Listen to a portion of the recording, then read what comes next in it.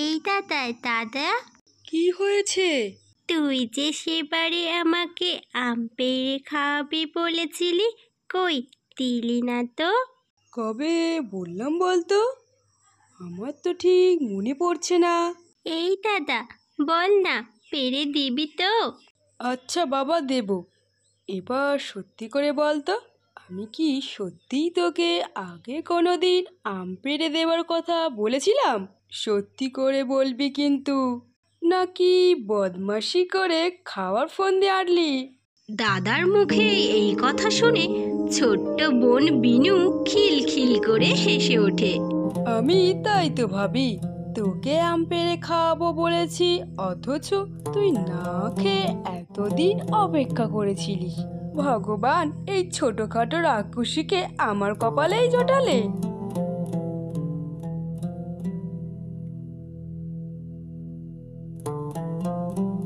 কি কি বললি তুই? তুই আমাকে রাক্ষসী বললি? তোর সাথে আমি আর হারু কাকার দোকানে যাব না, তুই যা। আর শোন, আমি গিয়ে মাকে সব বলে দেব, দেখিস আচ্ছা করে বকে দেবে। আরে এই পাগলিটা, দাঁড়া দাঁড়া, রাগ করিস না। তুই তো আমার সোনা বোন, তোর মতো বোন আর কারোর আছে? শুধু আমার আছে। নে, কান ধরে 100 বার উঠবোস খা। ওরে বাবারে, 100 বার উঠবোস? সে আমি খেতে পারি, কিন্তু তোর আমটা কে পেড়ে দেবে বলতো? তাহলে থাক, আমার আম পাড়ার জন্য ছেড়ে দিলাম, বুঝলি? হ্যাঁ বাবা, বুঝলাম বুঝলাম। বিনু আর কানু গ্রামের পথ ধরে হেঁটে চলেছে, আর যেতে যেতে হঠাৎই বিনুর চোখে একটি জলাশয় পড়ল।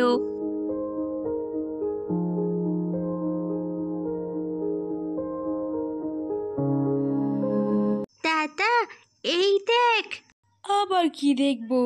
শোন, তোর যা যা খেতে ইচ্ছে হয় বল, কিন্তু আর কোনো বাহানা বানাস না বোন।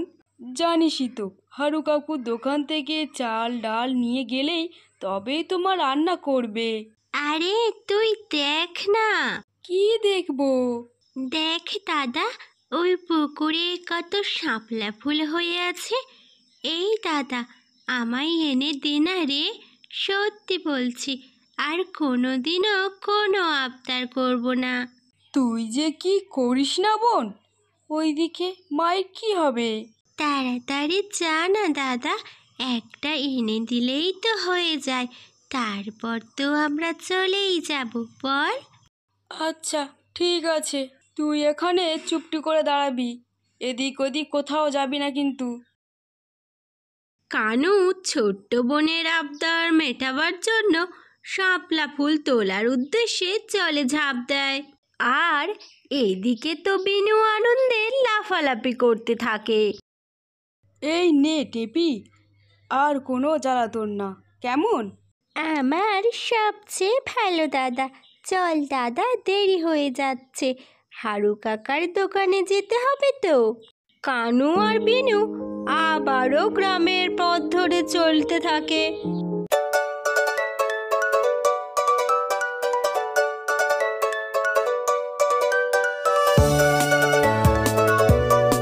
হারু কাকা, ও হারু কাকা। ও কানু, তোরা? হ্যাঁ গো কাকা। তা বাপু, ভালোই করেছিস এসে। এমনিতেও একটু পরেই তোদের বাড়িতে আমি যেতাম। হ্যাঁ রে, তোর একই অবস্থা। সে তুমি যাবে কোন, এখন আমায় চটপট ডাল আর চাল দাও তো, বাজার নিয়ে গেলেই তবেই মা রান্না করবে। আজ তো তোদের বাজার আর দেব না। কেন কাকা? ও, তোদের অনেক বাকি হয়ে গেছে। তাছাড়া আমি এখন থেকে আর বাকি দিচ্ছি না। আমারও তো সংসার আছে নাকি, বাকি দিলে চলবে কি করে? যা যা, এখন যা, দোকানের সামনে আর ভিড় করিস না। ও হারু কাকা, দাও না গো, বাবা এলে অনেক করে টাকা দিয়ে যাব। দাও না কাকু, তুমি না চাল ডাল দিলে কি খাবো আমরা? এখন থেকেই তো খিদে পেয়ে গিয়েছে আমার। ও কাকু, দাও না গো। ছোট্ট বিনু কানুর মুখের করুণ মিনতি শুনে হারুও আর না দিয়ে পারল না। এই শোন, আজ কিন্তু শেষবার। এবারে নগদ টাকা নিয়ে আসলেই তবেই দেব। ভালো কাকু, সোনা কাকু, এখন আমরা আসি। কথাটা যেন মাথায় থাকে, হ্যাঁ? সোনা মোনা যতই বলো। কানু বিনু আর কোনো কথা না শুনে বাজার নিয়ে চলে যায়।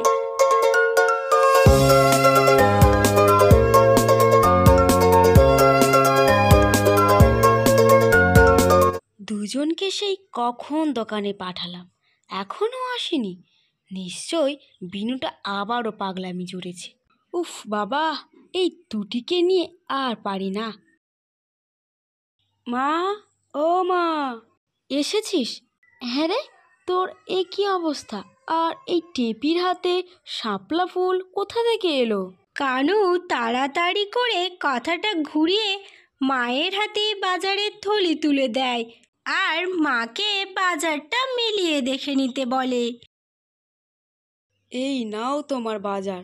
আর হ্যাঁ, সব ঠিকঠাক আছে কিনা দেখে নাও। সব আর কি, ডাল আর চালই তো, কি আর দেখবো। তুমি আবারও দুঃখ পাচ্ছ মা? আমার কিন্তু খুব খিদে পেয়েছে মা। তোমার হাতে সেই স্পেশাল আলু সিদ্ধ আর ভাত খাবার জন্য আমার পেটের ইঁদুরগুলো কেমন যেন ছোটাছুটি করছে।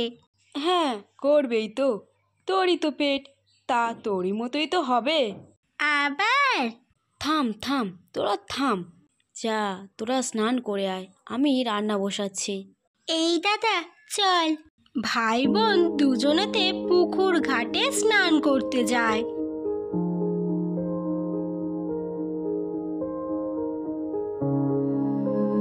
এই দাদা দেখ, বিনুরা আসছে। আসতে দে, আজ আচ্ছা করে শিক্ষা দেব। এই দাদা, কি করবি রে? আজ একটা সাঁতারের কম্পিটিশন করব, আর ওকে হারিয়ে ওর প্রিয় প্রিয় গুলিগুলো সব আমরা নিয়ে নেব। চুপ চুপ দাদা, চুপ। আরে মিনু, তোরাও এসেছিস? তা আসবো না? কেন আসবি না? ভালোই হয়েছে, আমরা সবাই একসাথে সাঁতার কাটবো। বাহ বিনু, তুই তো ভালো কথা বললি। সাঁতার? শোন, সাঁতার কাটা হবে, কিন্তু চারজনে একসাথে নয়। আমি আর কানু শুধু সাঁতার কাটবো। কি, রাজি তো কানু? হ্যাঁ, রাজি। তাহলে বাজি হিসাবে কি রাখা হবে? বাজির কি আছে, এমনি হোক না, হার জিত তো খেলায় থাকবেই। ও, তোর হেরে যাওয়ার এত ভয় যে কিছুই বাজি রাখছিস না? না, তাহলে থাক। শোন বিনু, শোন, তোর দাদা একটা হেরে যাওয়ার ভয় করছে, তাই কিছুই বাজি রাখতে চাইছে না। এই দাদা, তুই সাঁতার কাটবি না? তুই আমার সুপারম্যান, তুই হারতে পারিস না। তুই তো সব সময় বলিস যে হার জিত লেগেই থাকে, তাই জন্য হার না মেনে নিয়ে লড়তে হবে। কিরে কানু, দেখছিস তোর বোনের মুখের অবস্থাটা? এখনো না করবি? বল, কি বাজি রাখতে হবে? তোর তো তেমন কিছুই নেই ওই গুলিগুলো ছাড়া, তাহলে ওগুলোই রাখ। আর আমি আমার চামগুলটি রাখছি। খুব চালাক রে তুই রাজা। আচ্ছা, ঠিক আছে। তারপর তো তারা রীতিমতো সাঁতারের প্রতিযোগিতা শুরু করে। আর ওইদিকে তুই দাদা সাঁতারের প্রতিযোগিতা লড়ছে, আর এইদিকে তুই বোন দাদাদের উৎসাহ দিচ্ছে।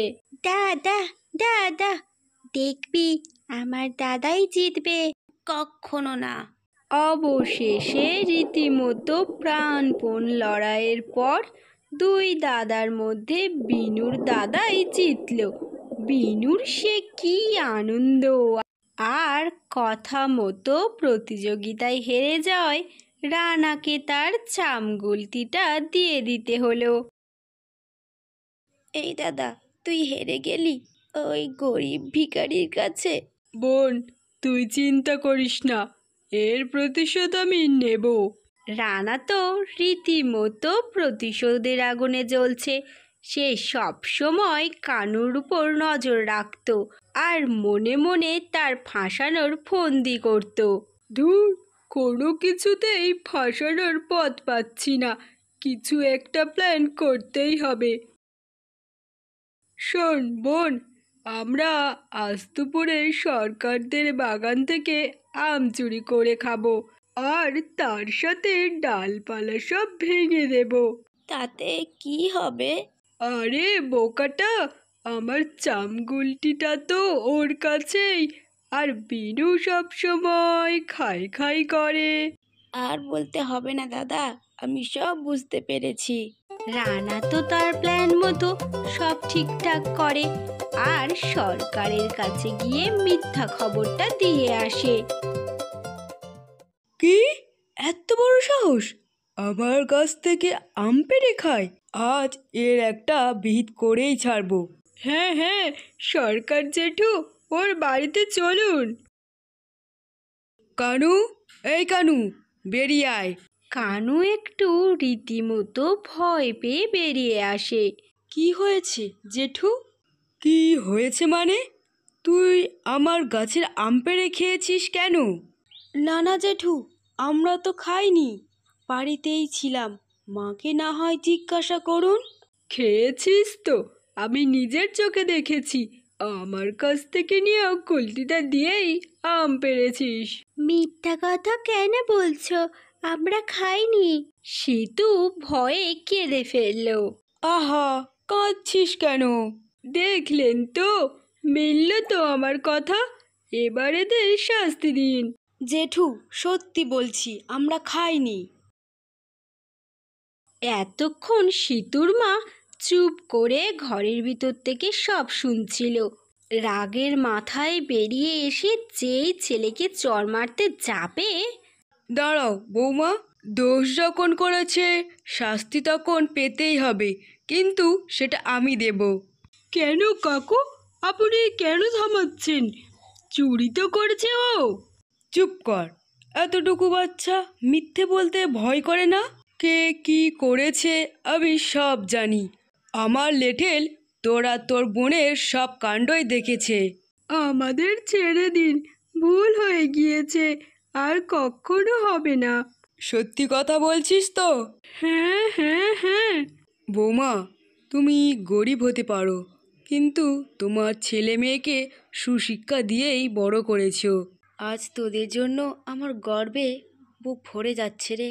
আয়, আমার কাছে আয়। আশীর্বাদ করি, দীর্ঘজীবী হও, স্বামী সন্তান নিয়ে সুখে থেকো। আমি এখন তাহলে আসি। হ্যাঁ, আসুন।